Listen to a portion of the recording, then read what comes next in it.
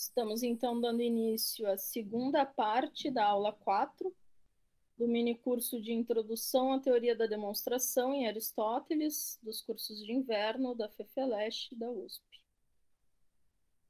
Vou passar ao segundo e último ponto da aula, que é sobre a necessidade material e formal, especialmente a necessidade material, e como isso influencia na compreensão dos segundos analíticos, a partir do que a gente analisou dos predicados que se dizem por si mesmos, os cataltá.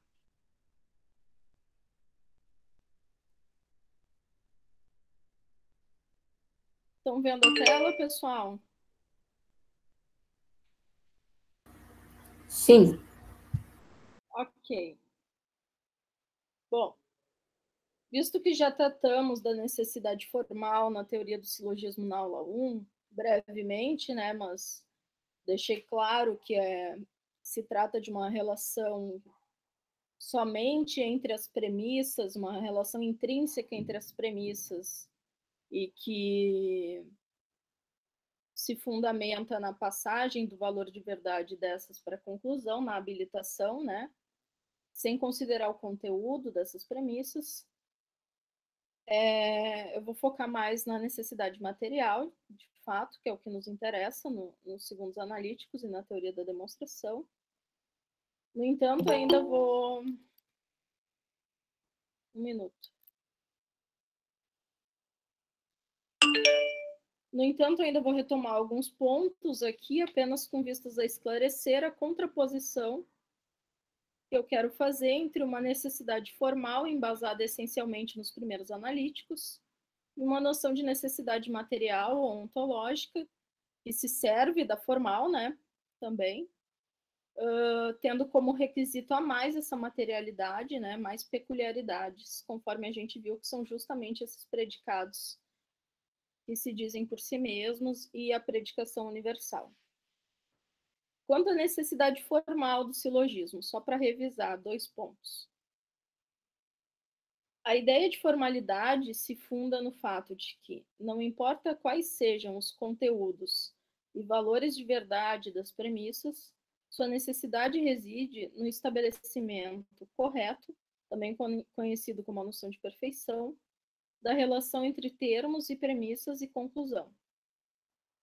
Dessa forma, considerando a primeira figura, a qual as outras duas se reduzem, o silogismo estará correto, uma vez que a predicação do termo maior ao médio e do médio ao menor seja devidamente efetuada. Na verdade, aqui é do médio ao maior, tá? Me desculpem.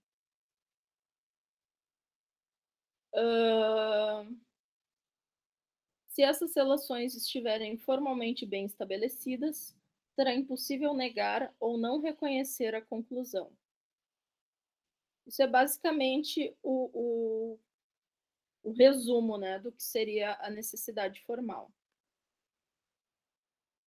O Corcoran resume bem do que se trata essa formalidade do silogismo em oposição à demonstração. Ele vai dizer que quando Aristóteles trata da dedução,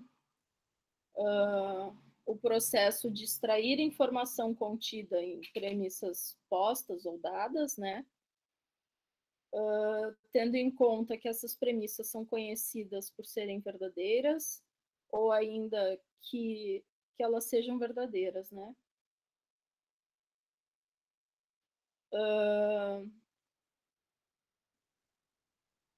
Mas ainda assim, nós podemos ter também falsas proposições implicando consequências lógicas, ou seja, nós podemos construir um silogismo que tenha como conclusão uma falsidade. Nós podemos determinar que uma premissa é falsa deduzindo dela uma consequência já conhecida por ser falsa. Ou seja, vai depender do valor de verdade, né? Se nós temos só premissas verdadeiras, obviamente vai ser verdadeiro, mas também dentro do silogismo nós podemos perfeitamente ter premissas falsas e deduzir o falso. Isso vai estar absolutamente correto do ponto de vista formal. Isto é, enquanto temos nos segundos analíticos a necessidade das relações predicativas per se e do critério de termos sempre premissas verdadeiras como pontos de partida da demonstração científica, como a gente viu como a primeira das características, né, na aula anterior, na teoria do silogismo geral dos primeiros analíticos, temos a necessidade formal do silogismo, uma vez que esta visa tão somente o estabelecimento correto das figuras através da relação intrínseca entre as premissas e não pode dar conta de uma materialidade em sua concepção, nem visa dar conta, não seria o objetivo, né? Isso se dá porque ela não considera, como já vimos, o conteúdo de tais premissas. E, como Corcoran aponta, pode inclusive nos habilitar a inferir o falso, quando corretamente efetuado o silogismo.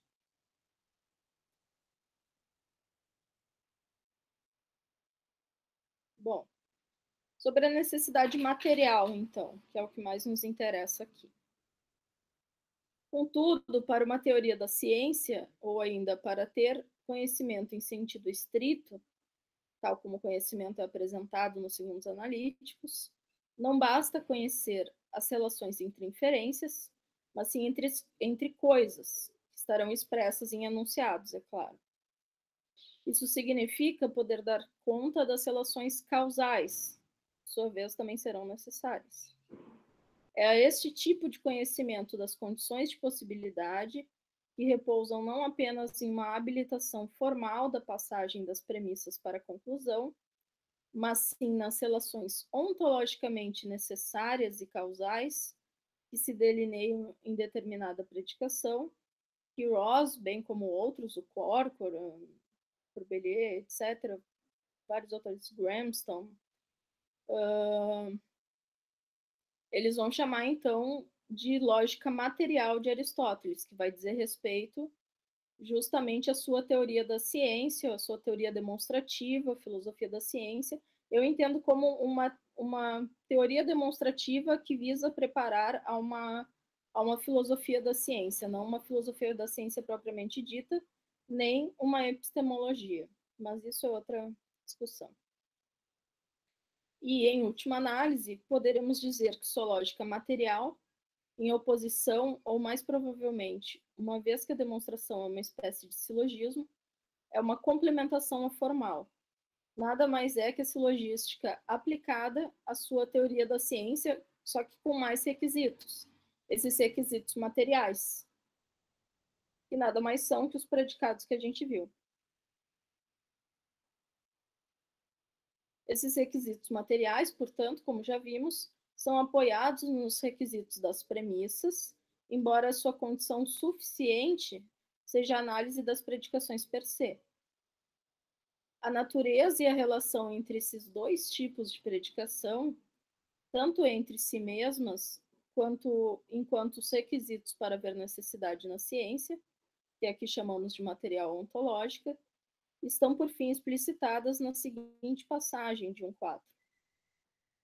Lá no fim do capítulo, Aristóteles vai dizer: portanto, as coisas que, no caso do objeto de conhecimento científico, sem mais, né, o conhecimento haplós, são chamadas per se, dessa maneira, pertencendo às coisas predicadas, ou pertencendo em si mesmas, né, ou pertencendo daquilo que é predicado, são ditas por necessidade, porque não é possível para elas não pertencer tanto sem qualificação, né?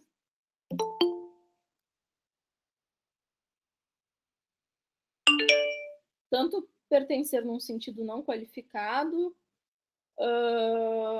ou pertencer aos opostos, como a linha ou o curvo pertencem, como o reto ou o curvo pertencem à linha, ou o par e o par e o ímpar são ditos do número. porque o contrário é tanto a privação ou a contradição do mesmo gênero. Ainda que o que não é ímpar, por exemplo, entre os números, e assim como se segue. Ou seja, é preciso escolher um par, uma asserção, né, como a gente já viu. Afirmar alguma coisa de um par de contraditórios.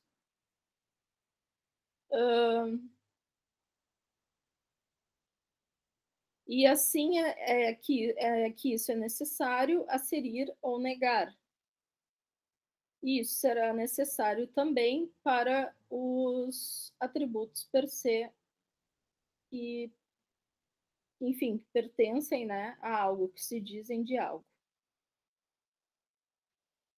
Eu não tive tempo de fazer minhas traduções em português, então estou lendo ao mesmo tempo. Vocês me desculpem. Traduzindo ao mesmo tempo.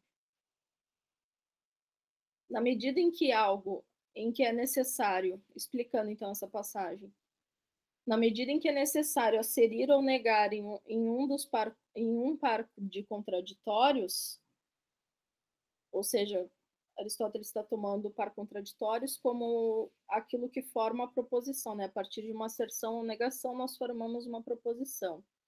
Como a gente viu na aula anterior, como um dos requisitos, né, da demonstração, o que diria respeito ao aspecto formal da demonstração, é necessário também que os atributos presentes na negação ou afirmação sejam relações que existem por si mesmas, não acidentalmente, isto é, necessariamente, em tais enunciados. O que entendemos aqui como a parte material da demonstração. Ou seja, é possível ver que o material, que a ideia de uma materialidade, ela não é contrária nem se dá totalmente fora da formalidade. Ela é justamente algo que se sobrepõe à formalidade. E é justamente pelo fato da demonstração ser uma espécie do gênero do silogismo geral, né? A materialidade ou a necessidade dessa relação se funda nisto, portanto. Estamos considerando a essência ou a natureza do sujeito, para falarmos de como se constrói a relação com seus predicados, no per se 1. No per se 2, estamos fazendo o caminho contrário. Estamos considerando como se constroem as relações dos predicados com sujeitos. Como nos chama a atenção Chevalier, através do texto da Mancion, eu não tive acesso ao texto de Chevalier, a partir da discussão de Zeta 6, por isso até que eu chamei a atenção na discussão com a Cristiane, para que o fato de que a discussão sobre encontrar a causa apropriada, ela vai dizer respeito à discussão do essencialismo também. Então, a gente vai encontrar mais material, muito mais material sobre isso na discussão de Zeta.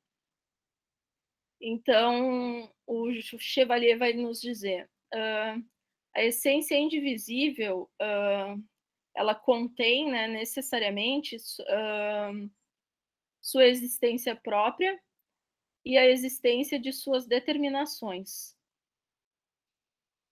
Trata-se, assim, do que podemos chamar de uma necessidade real que caracteriza esse tipo de relação, por tratar das relações que as essências necessariamente impõem ao apresentar seus atributos não acidentais.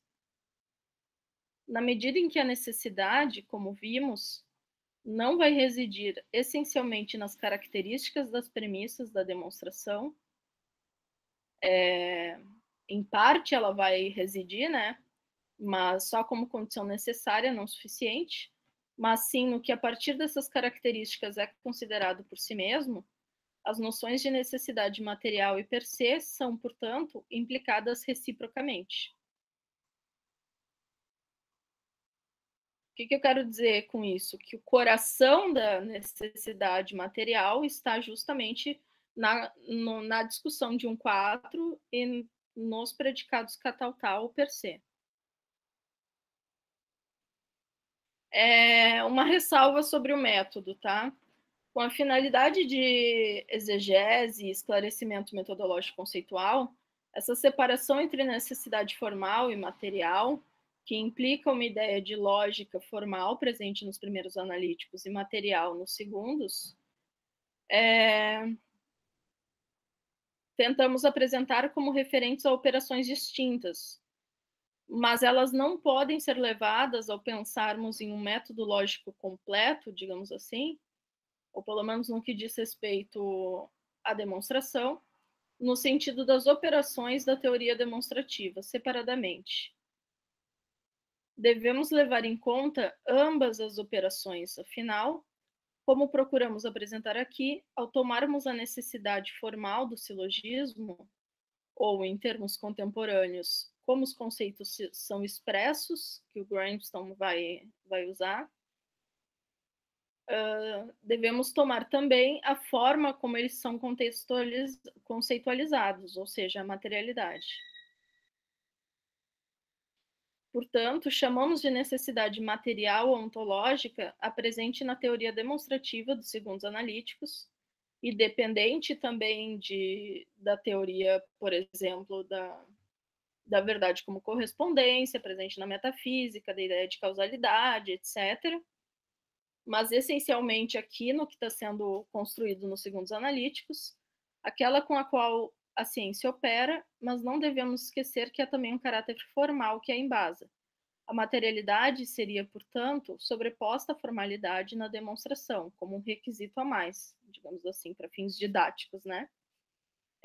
Recentemente eu descobri, ontem, na verdade, que o David Charles tem um artigo de 2016 em que ele diz o contrário, tá? Se vocês tiverem interesse. Ele vai dizer que a necessidade material, ela não reside, ela não tem uma dependência ontológica. Na verdade, ele vai falar mais. A necessidade material é só uma consequência disso.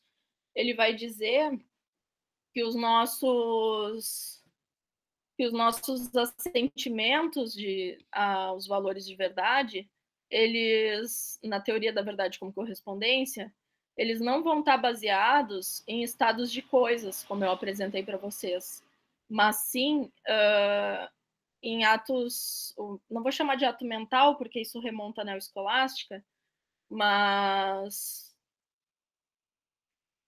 há coisas como crenças, juízos, etc., que não são da ordem do real, digamos assim. E a gente até pode entender assim, porque, como eu já disse, não são as coisas que são verdadeiras, é a relação entre o nosso pensamento com essas coisas, né? Mas ele vai dizer algo mais forte ainda, que os portadores de verdade primários não são essas coisas para a gente verificar se é algo verdadeiro ou falso, mas sim justamente os juízos, crenças, alguns estados mentais, etc. É bem interessante para uma posição assim contrária e muito inteligente, obviamente. Quem tiver interesse, posso passar referência. Algumas considerações finais. A diferença entre lógica formal e material em Aristóteles, tal como podemos entendê-la hoje, está amparada na diferença entre necessidade do silogismo formal, silogismo em geral, né, e da demonstração material em Aristóteles. A flecha de acarretamento, como eu chamo, ou seja, da implicação dessas distinções, se dá da diferença entre necessidade formal material para uma noção de lógica formal material, ou seja, é a primeira que embasa ou nos dá condições de compreendermos a segunda. Por fim, todo o aparato exegético essencial para compreendermos a necessidade material está embasado na tese dos predicados cataltá, ou per se de 1.4, essencialmente, que habilita pensarmos as relações predicativas e primeiros princípios da ciência estabelecidos no texto dentro de um essencialismo aristotélico. Então, eu parto da noção dessa distinção trilógica formal, né? A ideia é mostrar que o que implica, o que acarreta, é a distinção entre necessidade formal e material, e que o que vai fundamentar a necessidade formal são os predicados cataltá. É aquilo que se diz por si mesmo. Por fim, para a próxima aula, e última, a gente vai ver a questão da hierarquia e adequação dos princípios, o que seriam os axiomas comuns, os primeiros princípios de cada domínio, ou seja, do gênero, e o princípio apropriado ao fato que se quer demonstrar. Que daqui eu tiro também muito da minha noção de demonstrar pela causa apropriada. Eu acho que tem tem algumas passagens que evidenciam isso. Leituras, essencialmente os capítulos 10 e 11, textos muito curtos, embora densos, como eu sempre chamo a atenção, do livro 1 dos Segundos Analíticos, e, se possível, no capítulo 4, os subcapítulos 2 e 3 do livro do professor Porchat, Ciência e Dialética em Aristóteles, que vai tratar dos princípios próprios e também os axiomas ou princípios comuns. São 20 páginas de leitura, para quem tiver tempo. Bom, é isso. Dúvidas?